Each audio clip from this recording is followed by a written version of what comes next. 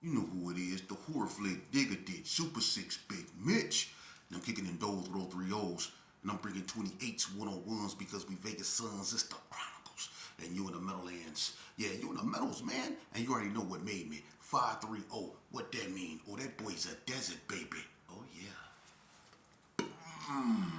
Hooper Dub, Scrub, 22-inch gold Dana Danes, and Big Bolo Yang. I can never sit on McLean's. Welcome to Vegas Chronicles with the whole Super 6, Mr. Digger Ditch Big Mitch. And today, like any other day, y'all know what we do. We kick actual factuals with no additives, no preservatives. Just raw and uncut like what? Like summer sausages and crackers. You already know. Shout out to everybody that's been supporting my platform, and shout out to everybody that's been rocking with me. You know, look, hey man, these trolls, Vegas got a lot of haters. Vegas got a lot of haters. You know, but I tell you this right here, man, to the cat that say that y'all was out here looking for the hoods and you couldn't find them and all that old stuff, man. Go on with that, man. I did videos a long time ago addressing that, man. And I'm going to tell you something, man. You can F around and find out. I'm going to tell you that right now. One thing about Vegas, man. Vegas is war weary, man. All the gangs done did all the carnage it could do, man. For real.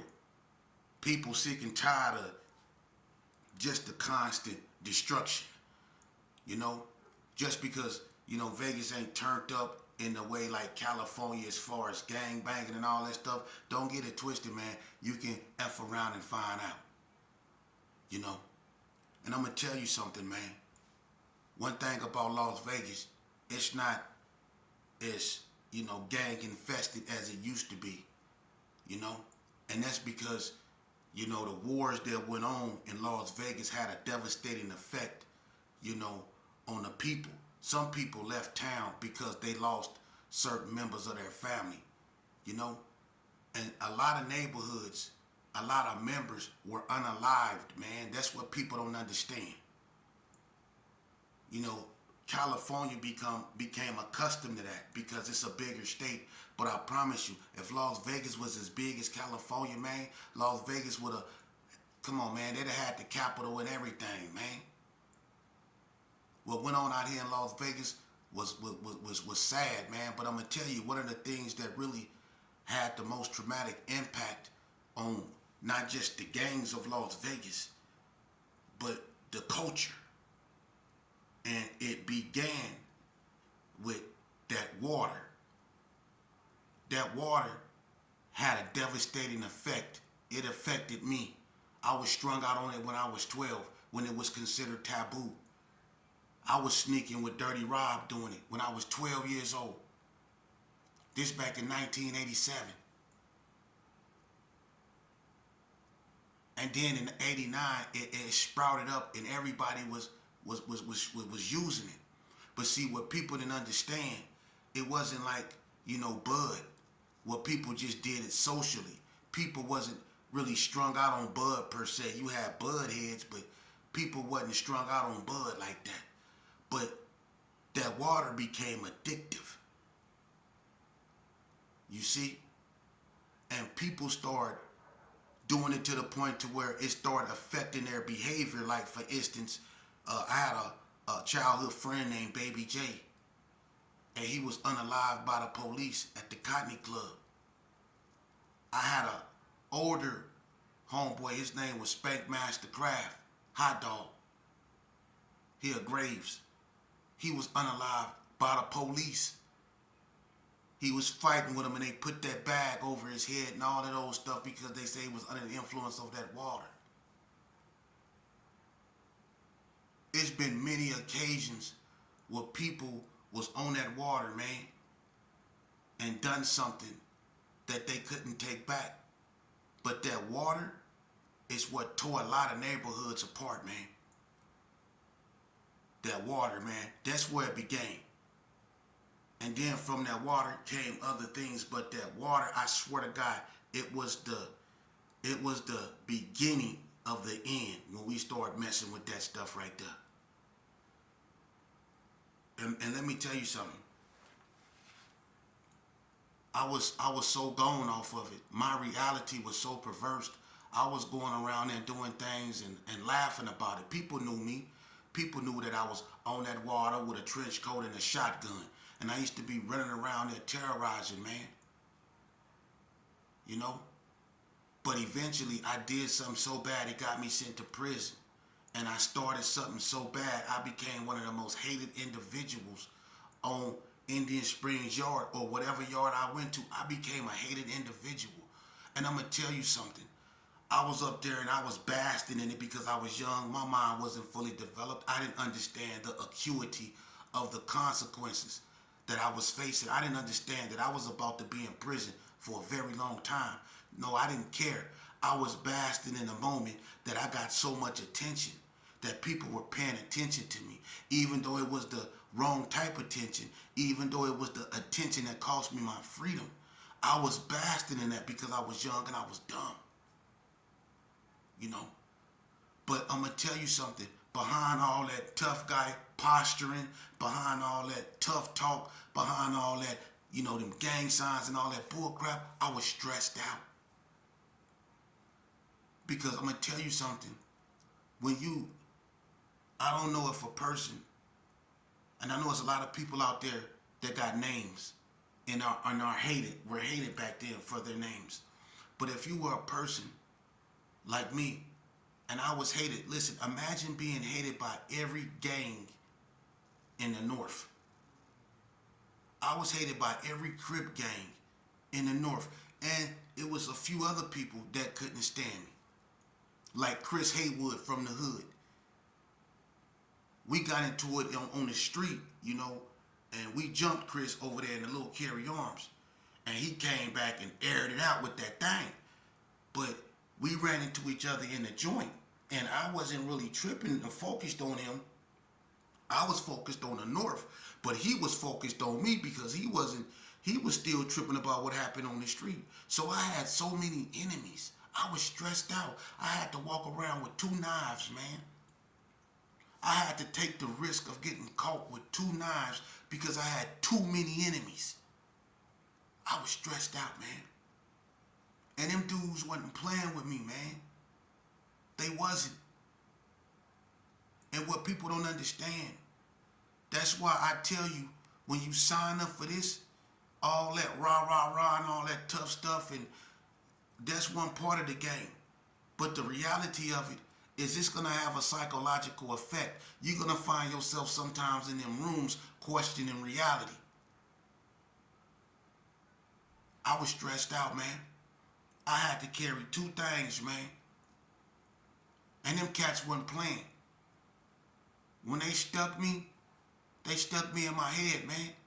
They wasn't playing with me, man. The North wasn't playing with me. And every neighborhood from the North hated me, man. I was stressed out. I was going through it, man. For real. And I couldn't show no weaknesses. But when the doors closed, when I went in my room and I laid down, man, I swear to God,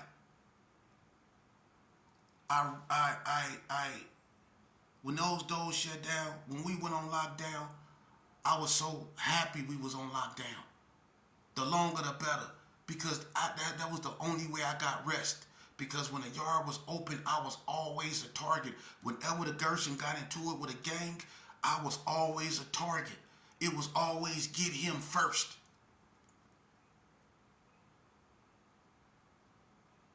You know, when we got into it with the Cali boys, it was get him first because I had that reputation.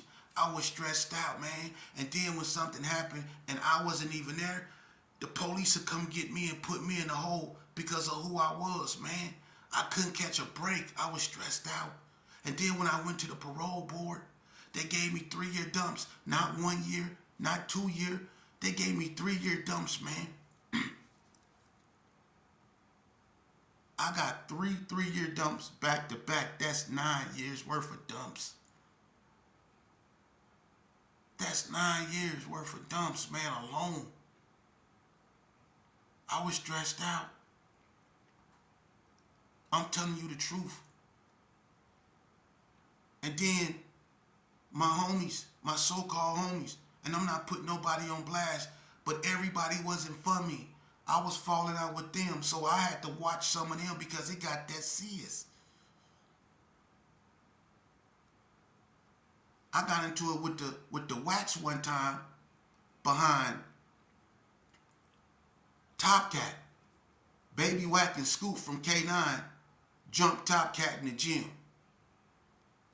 And the Wax decided they was gonna get me. So Reg Wack them came in the gym with bricks. And if it don't be for OG Honeybell from Bloodstone Villains, they light me up. He peeped the move. I wasn't even paying attention. Honeybell, he saved me from my own homeboys. So that's how bad it was, man. And in prison, I'm going to tell you something. You can go in prison. There's been dudes that went in there with 4 years. There's been dudes that went in prison with 5 years. There's been dudes that went in prison that was on their way home, like Paul Mason. He was 3 days to the house, and he was unalived by a white boy over a gambling debt. You can go in prison with 4 years and catch a life sentence. You can go in prison with 2 years and be unalived. Prison ain't nothing to play with, man. And it got so bad. It got so bad that the only thing that I can do, because I wasn't ready for God yet, I was still with that madness. I was so caught up in it. You ask anybody. I live to war, to go to war. I could never get my eyesight back. I could never get my eye back. I could never undo the damage that was done. So I wanted to take out everybody's eye. I was on a mission to hurt everybody. Imagine being in that mindset, fighting the police. It got so bad that them people forced medication upon me. They 4-pointed me and they stuck me, man, and they put Haldol up in me. And they put me in the pamper. Do y'all understand what they did to me? And then they put me on Cinequan. And had me up there in pill call line like this here, rocking back and forth with a little cup. When they say pill call, I'm near. Swear to God, I wasn't ready for God yet. But I was on medication and I still was in that madness. Could nothing slow me down. You see? I remember in Unit 4, I got into it with the North. I got into it with Sneaky 3. Me and Sneaky 3 from down the street had a fight on the side of Unit 3. And I remember I was just tripping. And I remember it was Lil Fade, Tater Chips, Dante Williams, and Lace Dog. They used to hang out together. And that's sad because those brothers R.I.P. all of them. But I got into it because I stayed down B-Wing with a cat from California named China Joe from Pasadena, Denver Lanes. So I got into it with them, and I remember they tried to get me. And me and AWOL from Playboy Bloods, we was back to back, and we had knives, and we was at it. We was going at it with them. I mean, really some serious knife play. And it was a CO named Miss Porter. She closed the gate when we was at each other to isolate us, but she didn't even call it in.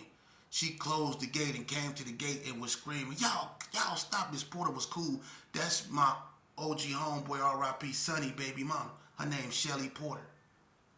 She didn't even tell on us. She out there, she'll tell you. We was out there we was in down A-Wing in Unit 4, me and AWOL back to back against Lace Dog, Lil Fade, and D-Tape from Donna. That's how serious it was, man.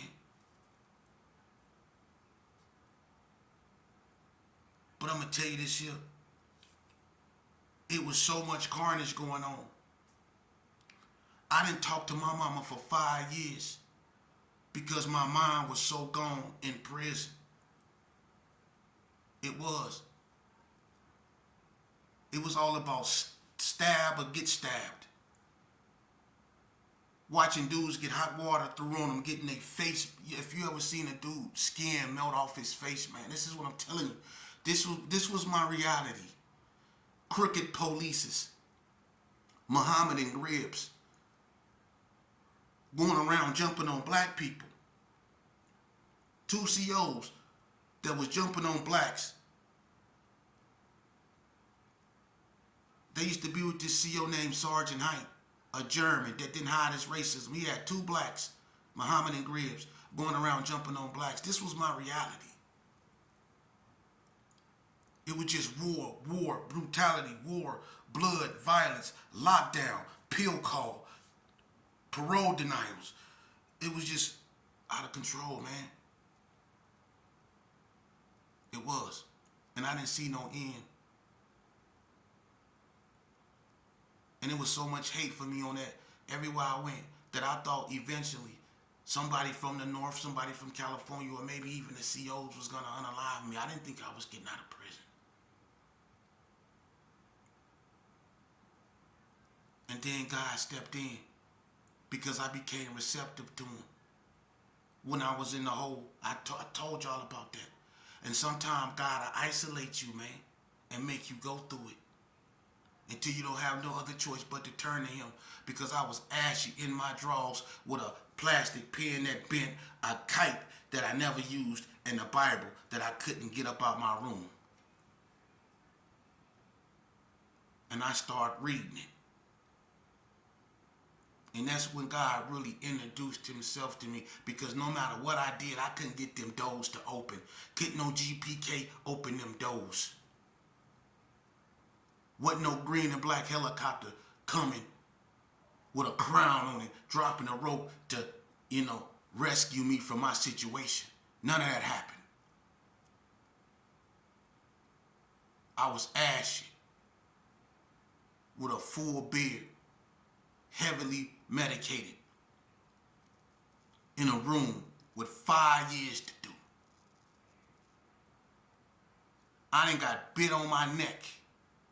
Swear to God, I got bit on my neck by a brown recluse. Everybody knew that in Indian Springs, you have to put your shoes in cellophane, in bags and stuff. They had brown recluses. I got bit on the neck when I was smelling hot sauce for I don't know how long. I had a headache that was out this world because I didn't seek medical attention. I got bit by a brown recluse, man, and laid there on the floor till they came in there and seen me, and they had to get me up out of there. But that's how gone I was. But when God intervened, he took a broken man, and I was broken into pieces. But that's what God do. He will break you down to build you up. And that's what happened to me. That's why I'm able to sit right here with all my pluses and minuses. I took my eye patch off. Because I was known for wearing an eye patch. You ask anybody. I was a warrior. I was always on the front line. You ask anybody about me, I ain't never ran. Even when the odds was against me, I stood 10 toes down. You ask anybody from the north, did I ever run? But behind all that tough guy stuff, I was broken. My homeboys was going home. I was still there. But when God intervened, he took a bunch of pieces of a broken man and he slowly put them together. I started to read. And the more I read books of all sorts, the more I begin to heal. The more I begin to question my reality. Like, why did I do the things I did in life? How did I become the creature that I was? What could I do to become a better person?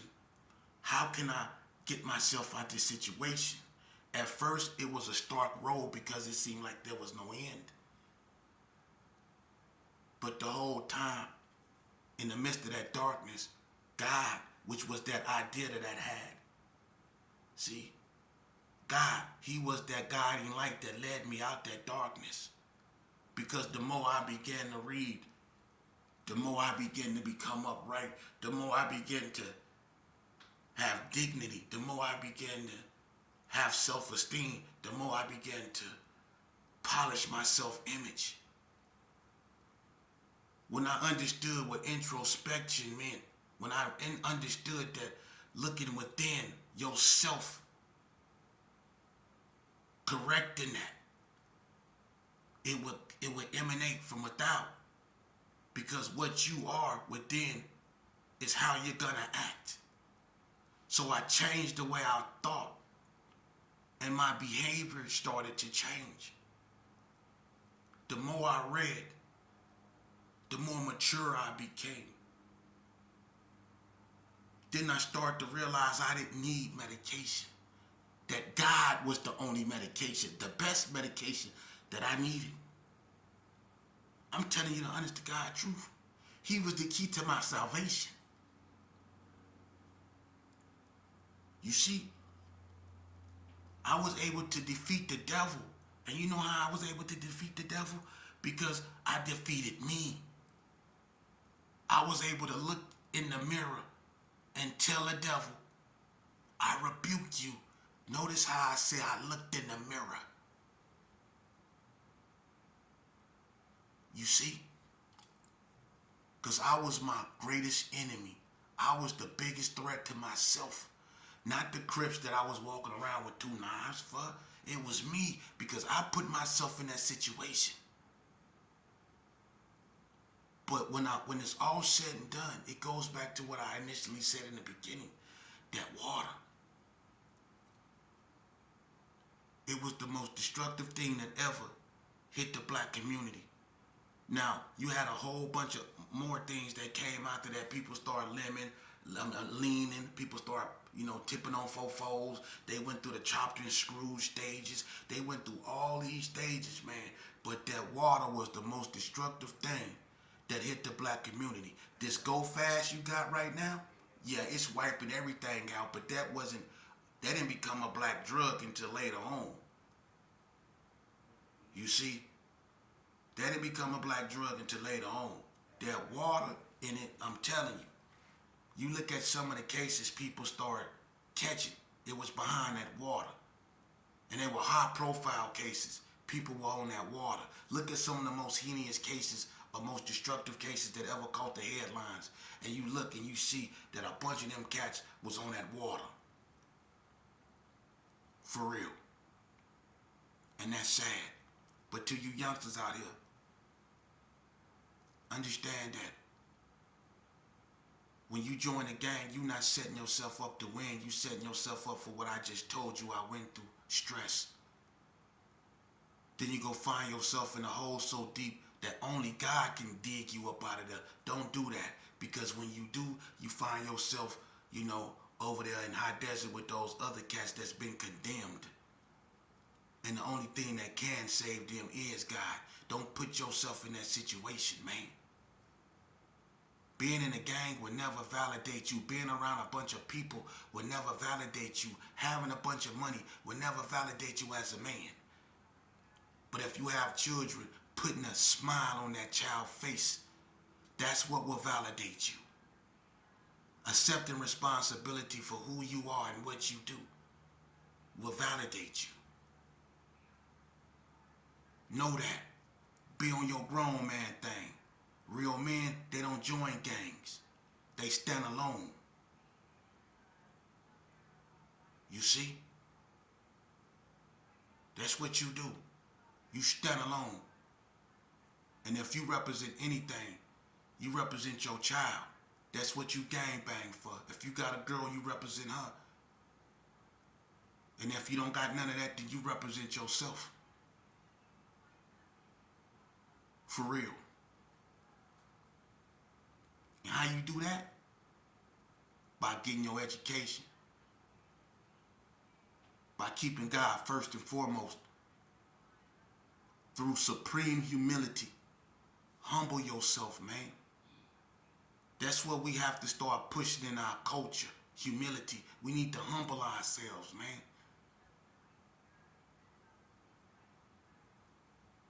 For real. Now, I ain't trying to bore y'all or nothing like that, man. I'm gonna always bring y'all content, man, and it's gonna be positive, man.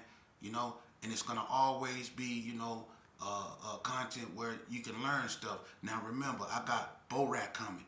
I'm gonna tell y'all a story, and all my stories have a meaning.